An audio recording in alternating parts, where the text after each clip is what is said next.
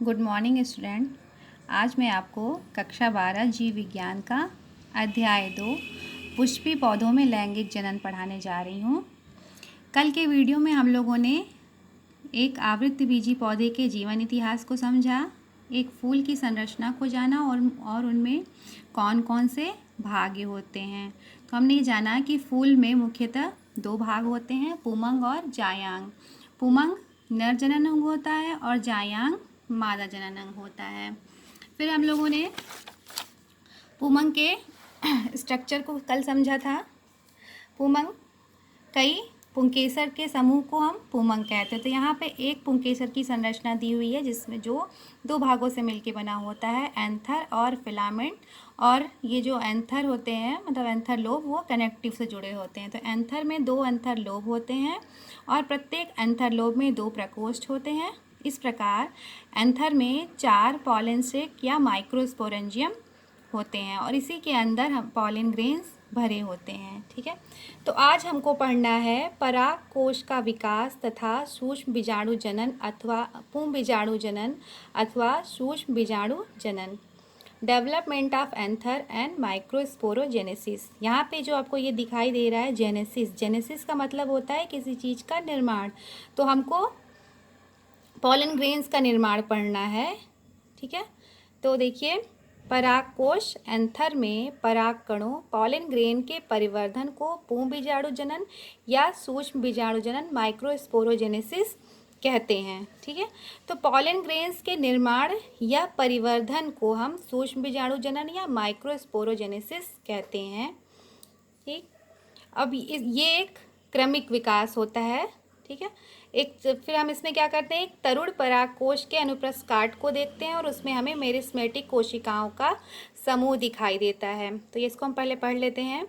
एक बहुत तरुण परागकोश का अनुप्रस्थ काट देखने से विदित होता है कि यह विभज्योतकी कोशिकाओं का एक समूह होता है जो बाह्य स्तर एपिडर्मिस द्वारा घिरा रहता है और इसका आकार अंडे जैसा होता है। इसको हम अब एक चित्र से समझते हैं। देखिए ये चित्र दिया है, ये है परागकोश के विकास की विभिन्न अवस्थाएं जो ए से बी, बी से सी और सी से डी में दिखाई दे रही है। और इसमें 4 पॉलन सैक दिखाई दे रहे हैं या एंथर सैक, जिसको हम यहाँ पे और बड़े रूप में देख सकते हैं। तो कह रहा है, पहले स्टेप में बता रहा है कि जब हम एक तरुण परागकोश के अनुप्रस्थ काट को देखते हैं तो हमें इसके अंदर विभज्योतकी कोशिकाओं का समूह दिखाई देता है जो एपिडर्मिस या बाह्य स्तर द्वारा घिरा रहता है और शुरुआत में इनका आकार अंडे जैसा होता है, परंतु बाद में ये 4 पालियों में बट जाते हैं। ठीक है, इसके आगे हम पढ़ेंगे। और इसके बीच में एक वाहिनी ऊतक प्रोकैम्बियल स्ट्रैंड बन जाता है जो बाद में एक संवहन बंडल वैस्कुलर बंडल का निर्माण करता है। तो वैस्कुलर बंडल बाद में और विकसित होकर कंडक्टिव स्ट्रैंड बनाते हैं और कंडक्टिव स्ट्रैंड का बाद में ये कनेक्टिव में बदल जाते हैं। हमने पढ़ा था ना कि जो एंथर होते हैं, एंथर लोब, वो कनेक्टिव द्वारा जुड़े होते हैं। ठीक है, तो ये फिगर हमने देख लिया अभी। यहाँ पे ये मेरिस्मेटिक कोशिकाओं का समूह होता है और ऊपर ये एपिडर्मिस से घिरे होते हैं और बाद में ये 4 पालियों में विभाजित हो जाते हैं। फिर इसको हम पहले पढ़ लेते हैं, फिर फिगर से हम इसको बाद में समझेंगे।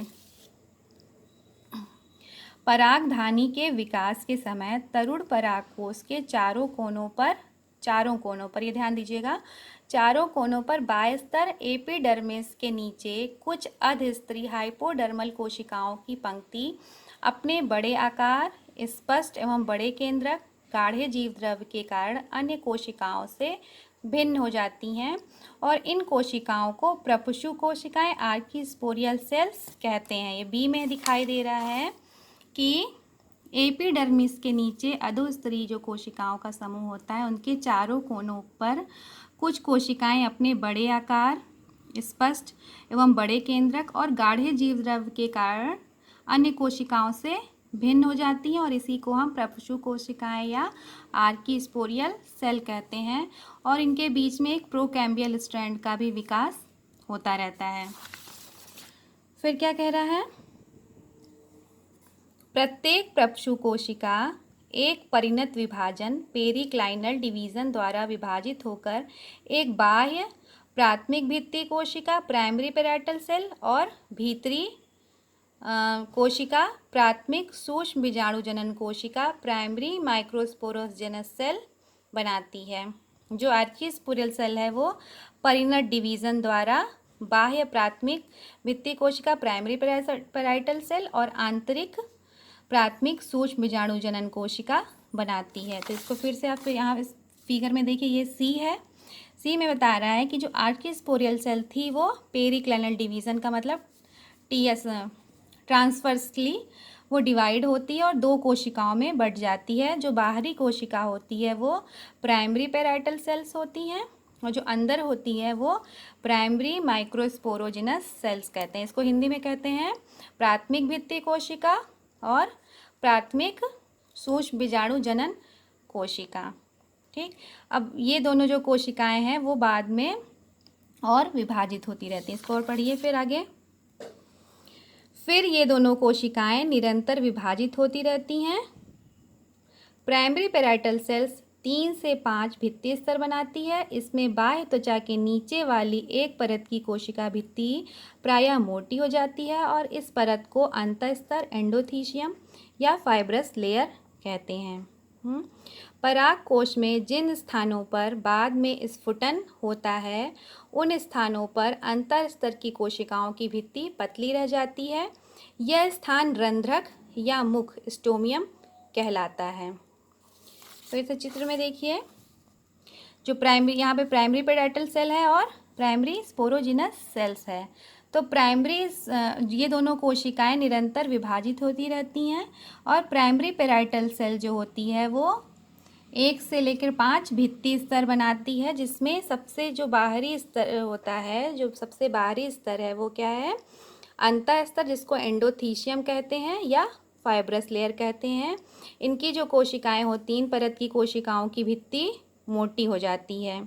ठीक, और जब कहीं परागकोश के जब स्फुटन होना होता है तो ये जो एंडोथीशियम की कोशिकाएं हैं उस स्थान पर पतली हो जाती हैं और उस स्थान को हम रंध्रक, मुख या स्टोमियम कहते हैं। जैसे यहाँ देखिए, जब परागकोश का स्फुटन होना होता है तो यहाँ की जो एंडोथीशियम की कोशिकाएं वो पतली हो जाती हैं और उसी स्थान को हम स्टोमियम या मुख कहते हैं। ठीक, ये यहाँ तक था हमारा प्राइमरी पैराइटल सेल का डिवीज़न। अभी प्राइमरी पैराइटल सेल्स की जो कोशिकाएं हैं उसमें सबसे पहली जो बाहरी कोशिका बनी थी वो एंडोथीशियम बनी थी। अब देखिए उसके बाद क्या बनेगी।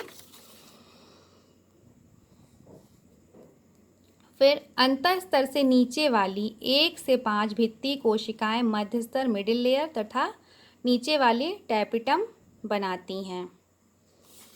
इस चित्र में देखिए, एंडोथीशियम बनाया, फिर एंडोथीशियम से के नीचे जो मध्य स्तर बन रहा है वो 1 से 5 भित्तीय स्तर का होता है, जिसको हम मिडिल लेयर बोलते हैं, और उसके नीचे की जो कोशिका है वो टैपिटम होती है।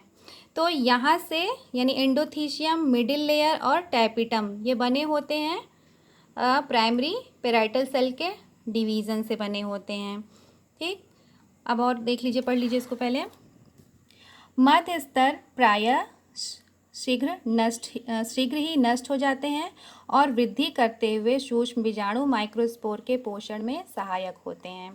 टैपिटम की कोशिकाएं बड़ी, लंबी व अंतःसूत्री विभाजन एंडोमाइटोसिस द्वारा बहुगुणित पॉलीप्लाइड हो जाती हैं और बाद में नष्ट होकर सूक्ष्म बीजाणुओं के पोषण में सहायक होती हैं। ठीक, उसके बाद पढ़ लीजिए इसको। परागधानी पॉलन सैक की भित्ति के साथ ही साथ प्राथमिक सूक्ष्म बीजाणु जनन कोशिकाएं प्राइमरी माइक्रोस्पोरोजेनस सेल्स 2 या 3 विभाजनों द्वारा विभाजित होकर अनेक सूक्ष्म बीजाणु मात्र कोशिकाएं यानी कि microspore mother cell, pollen mother cell का निर्माण करती हैं। आरंभ में सूक्ष्म बीजाणु मात्र कोशिकाएं एक दूसरे के साथ मिली रहती हैं, परंतु बाद में अलग अलग होकर गोलाकार हो जाती हैं। इनमें से कुछ नष्ट होकर सूक्ष्म बीजाणुओं के पोषण में सहायक होती हैं। तो ये तो था हमारा कहाँ से कहाँ, मतलब परागकोश का ये विकास था। इसको आप एक बार फिगर के द्वारा फिर से अच्छे से समझिए, और एग्ज़ाम में भी आप ये फिगर इसी तरह से बनाएंगे, अलग हर पार्ट्स को अलग अलग कोशिकाओं को अलग अलग कलर से दिखाएंगे, जिससे इसके सारे स्तर साफ साफ दिखाई दें। तो इसको आप देखिए, पहले समझ लीजिए कि जब हम एक तरुण परागकोश की अनुप्रस्थ काट देखते हैं और उसे हम देखते हैं तो हमें ये दिखाई देता है कि ये मेरिस्मेटिक कोशिकाओं का समूह होता है जो एपिडर्मिस द्वारा घिरे होते हैं। शुरुआत में ये अंडाकार होते हैं, परंतु बाद में ये 4 पालियों में बढ़ जाते हैं और इनके बीच में वैस्कुलर बंडल का निर्माण होता है। ये वैस्कुलर बंडल बाद में और विकसित होकर कंडक्टिंग स्ट्रैंड बनाते हैं और ये कंडक्टिंग स्ट्रैंड फिर और विकसित होकर कनेक्टिव का निर्माण करते हैं। जैसे हमने पढ़ा था कि एंथर जो लोब होते हैं, 2 एंथर लोब कनेक्टिव के द्वारा जुड़े होते हैं। फिर दूसरे स्टेप में हाइपोडर्मिस के नीचे की कुछ कोशिकाएं, हाइपोडर्मल स्तर की जो कोशिकाएं होती हैं, वो अपने बड़े आकार, स्पष्ट एवं बड़े केंद्रक और गाढ़े जीवद्रव्य के कारण अन्य कोशिकाओं से भिन्न हो जाती हैं। तो यहाँ देखिए चारों कोनों पर हाइपोडर्मल सेल्स की कुछ कोशिकाएं अपने बड़े जीवद्रव्य, अपने गाढ़े जीवद्रव्य, बड़े आकार और बड़े केंद्रक की वजह से अन्य कोशिकाओं से भिन्न हो जाती हैं और इसको हम आर्कीस्पोरियल सेल्स कहते हैं।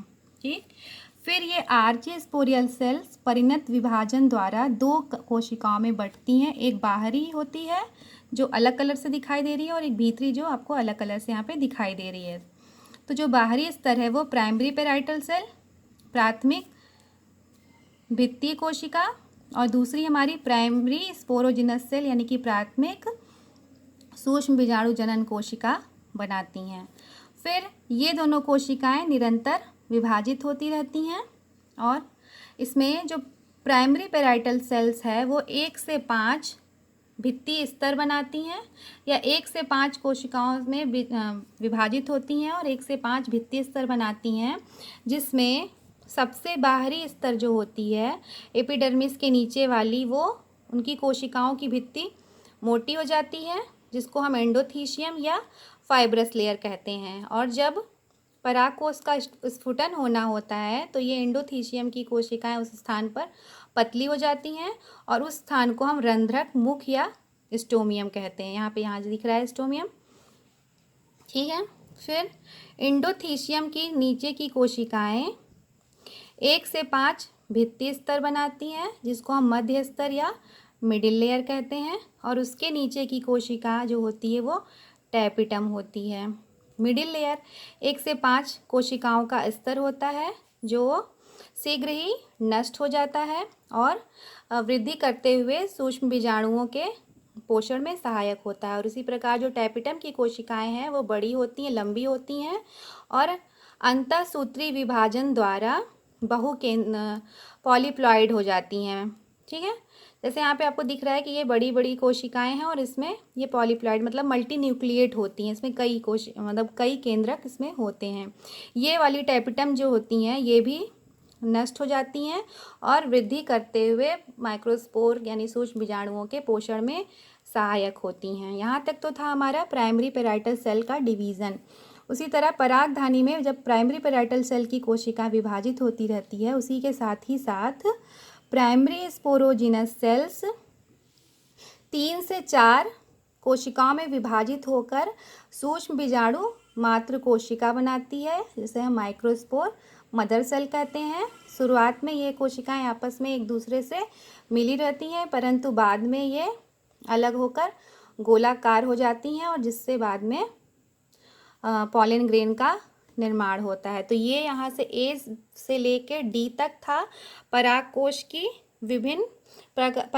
के विकास की विभिन्न अवस्थाएं, जिसमें लास्ट में हमारा क्या बनता है, माइक्रोस्पोर मदर सेल बनती है। अब इन्हीं माइक्रोस्पोर मदर सेल से पॉलन ग्रेन्स का निर्माण होता है। तो यहाँ तक आप लोग लिख लीजिए और इस फिगर को बना लीजिए और अच्छे से इसको समझिए। इसके नेक्स्ट वीडियो में हम लोग माइक्रोस्पोर मदर सेल से पॉलन ग्रेन के निर्माण की प्रक्रिया को समझेंगे। तो आज के लिए इतना ही, धन्यवाद।